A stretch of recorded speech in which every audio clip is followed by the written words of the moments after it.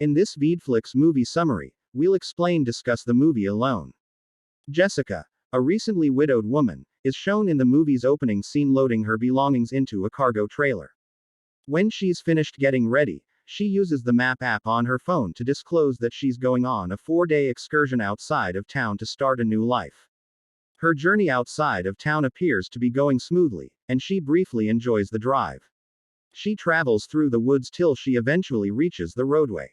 At some point, she discovers that if she tries to pass it, it starts to accelerate.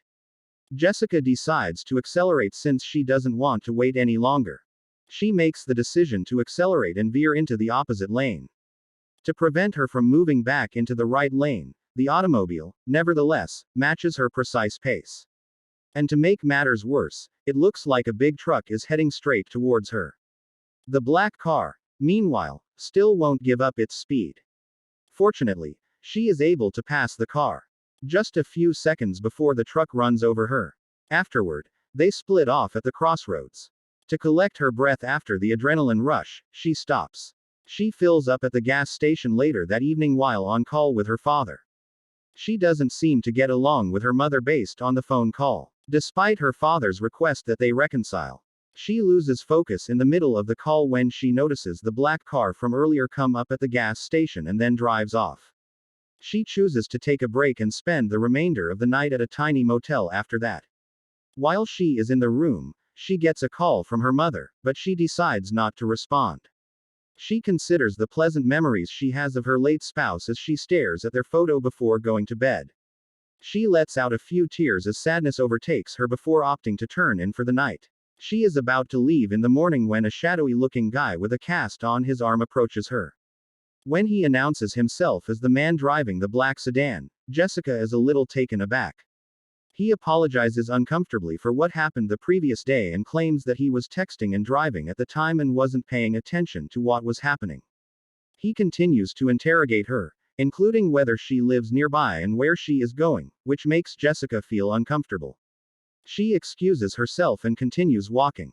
She soon departs the town and is now traveling through the wilderness on the highway, but after a while of driving, she once more notices the black automobile parked in the middle of the street with the suspicious-looking individual inside.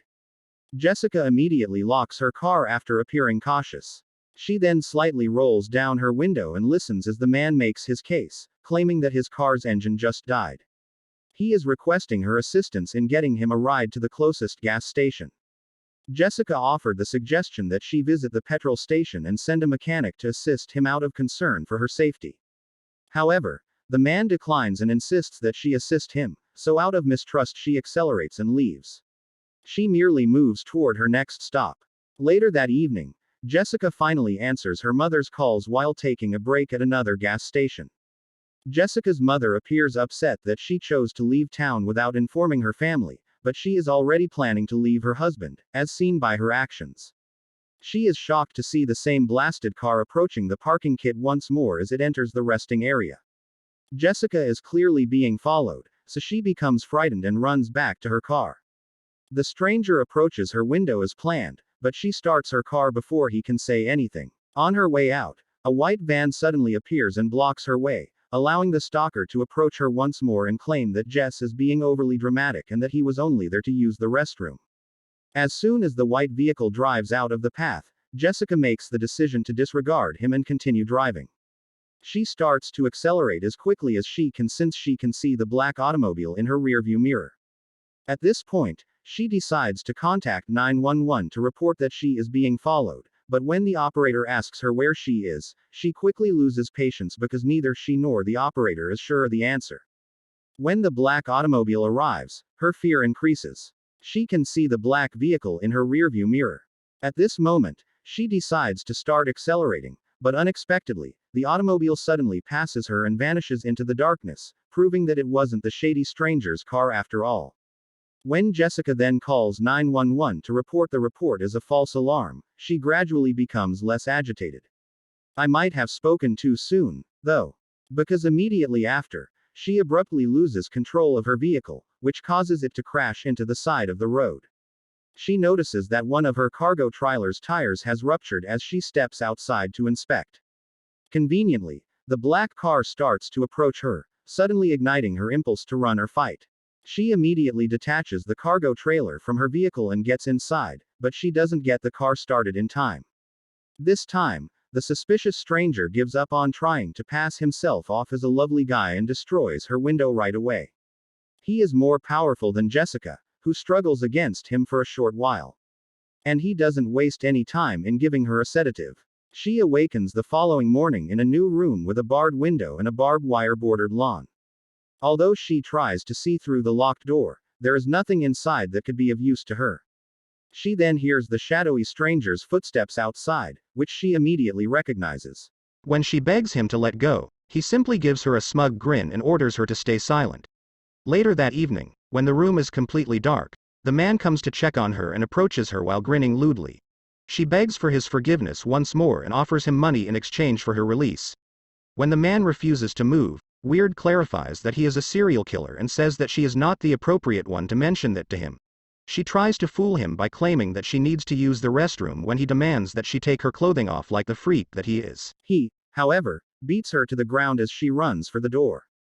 After dragging her to the center of the room, he kneels on top of her and kisses her on the face. He then pulls out her iPad and shows her a video of her and her spouse having fun. He then asks if her spouse has divorced her while gazing at the wedding ring she is wearing as a necklace. She originally resisted answering, but she eventually confesses that her spouse committed suicide. However, such response didn't satisfy the serial killer.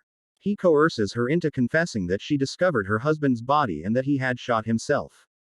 She wakes up in the morning and tries the door right away. But it won't move.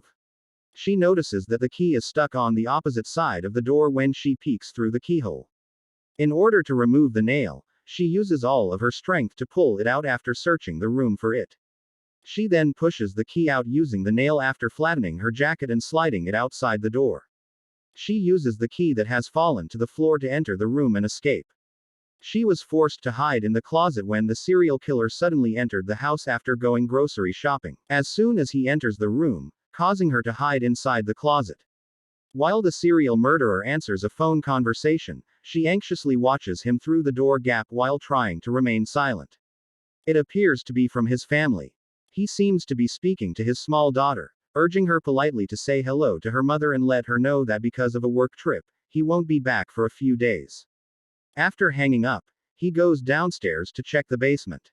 Jessica recognizes an opportunity and scrambles as quickly as she can out of the house and into the woods. The serial killer quickly follows her after realizing she has escaped. Jessica continues to run until she slips and discovers a twig has pierced her foot, causing her to endure a painful removal. She screamed in response, catching the killer's eye. Despite this, she continues on with her limp, eventually being forced to jump into the river as the murderer pursues her. She made the decision to jump in the river, even though she might drown, and let the stream transport her to the other side of the woods. She survives because the timing of her death at this moment in the movie is inappropriate. She is now on the opposite side of the stream and is making her way into the woods. She walked with the aid of a stem. She quickly hides and waits until she hears footsteps, at which point she strikes the man with the stem. It turns out that the person who is surprised by the abrupt attack is only an elderly hunter. She instantly apologizes and begs for his assistance, claiming that she is the target of a murder attempt and requesting to use his phone. But sadly, she kicked the S out of him earlier, so it's now shattered. The hunter feels sorry for her and leads her back to his car, lending her his wife's hunting boots before they both leave. While trying to calm her down, he graciously allows her to eat his lunch sandwich throughout the journey. But suddenly they encounter a downed tree that blocks the way. Jessica becomes alarmed by this and tries to move the tree, but it is obviously too heavy. The killer then approaches them as if by magic, and the elderly hunter encourages Jessica to stop being so tense. The hunter becomes perplexed as the man continues by claiming that Jessica is a mentally disturbed sibling who fled the house. The hunter now starts to believe him and lets him capture her. The killer then tries to grab Jessica, but the hunter becomes suspicious of his violent handling of her and raises his gun, compelling the killer to let go of Jessica. The bewildered hunter demands the killer's phone as Jessica flees into the woods because, if Jessica is indeed his sister, the police could likely verify his claim. It won't be that easy, though. He beats the old hunter bloody before killing him with the hunting rifle. As the now armed killer searches for her, Jess begins to flee deep into the woods. Jessica finally finds some peace beside a boulder in the rain as night falls. Unfortunately for her, the murderer is close and is searching the area with his flashlight for her. She makes a move to leave once she decides it is secure, but it soon becomes clear that the man is still there and shoots her in the leg.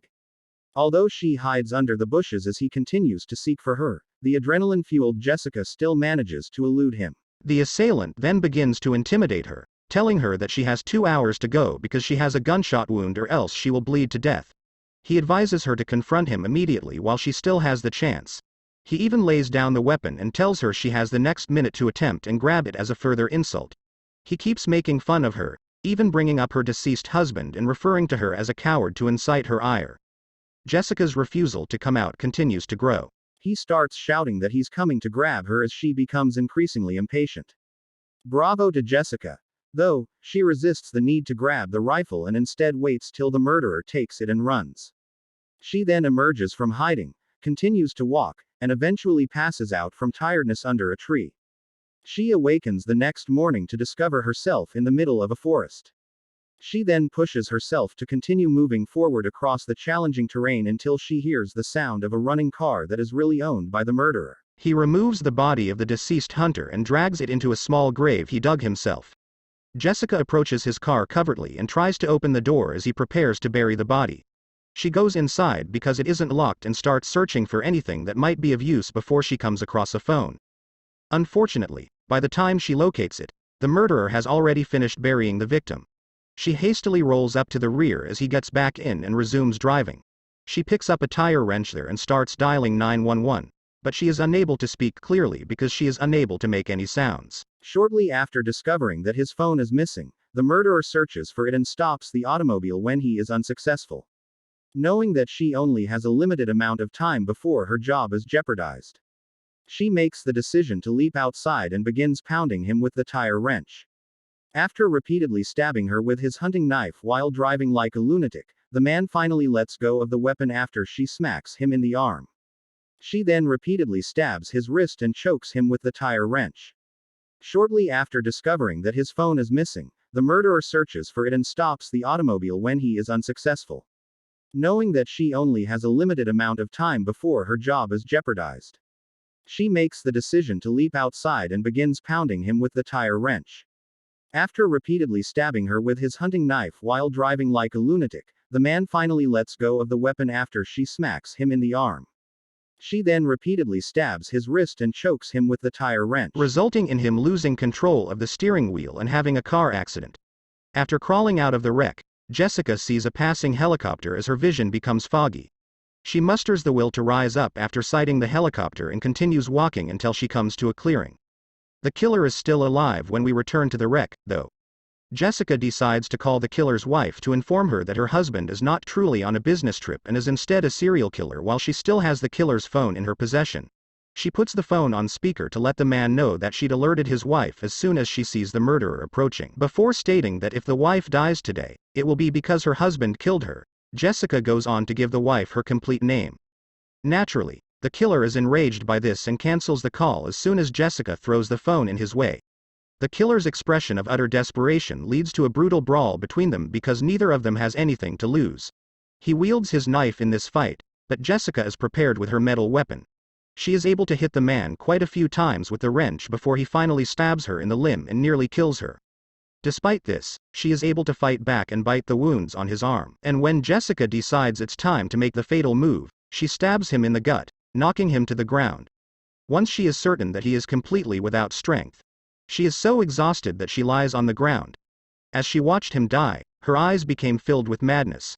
Before the movie is over, the helicopter manages to locate her and flies over to grab her. The end.